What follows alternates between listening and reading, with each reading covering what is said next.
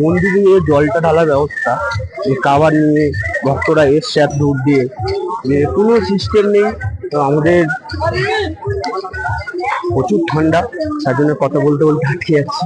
আর একটা কথা হচ্ছে যে মন্দিরে আমরা গেছিলাম যখন জল ঢালতে, তা মন্দিরের কমিটি অফিসেও গেছিলাম, তারাও কোনো মানে কোনো কথা বলতে চাইছে না, বা আমাদের ঢুকতে দিতে বলছি সেটাও বলছে না, হবে না, এইগুলোই বলছে।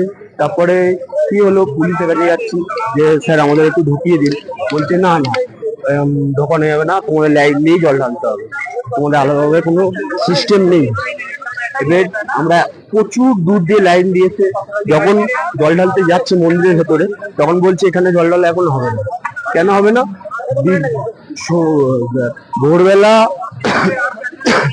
ভোরবেলা 4টে থেকে 5টা অবধি জল ঢালা হয়, তার মধ্যে যদি আসতে পারো হবে, তাছাড়া হবে না। এইটা আগে যদি বলতো তাহলে আমরা জলটা ঢালতে পারতাম, লাস্টের নন্দী মহারাজের কাছে গিয়ে ঢেলে আসতে হলো, কিছু করার নেই, কি করবো বলুন ভক্তরা। এটা খুব বাজে একটা নিয়ম আছে মন্দিরে।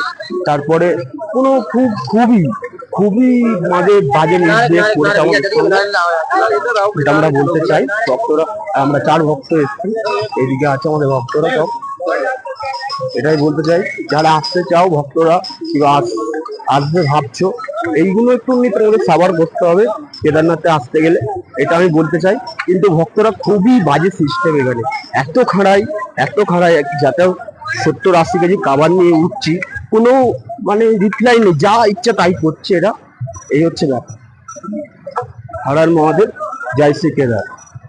ভিডিওটা পারলে শেয়ার অবশ্যই করো সব ভক্তদের, যারা কাবার নিয়ে আসো তাদের উদ্দেশ্যই বেশি বলা, মানে নর্মাল যাত্রীরা যারা হেঁটে যাচ্ছে তাদের কাছেও সেম, তা ঠেলে ফেলে দিয়ে চলে যাচ্ছে, মানে বারণ করলেও শুনছে না, এরকম একটা ব্যাপার।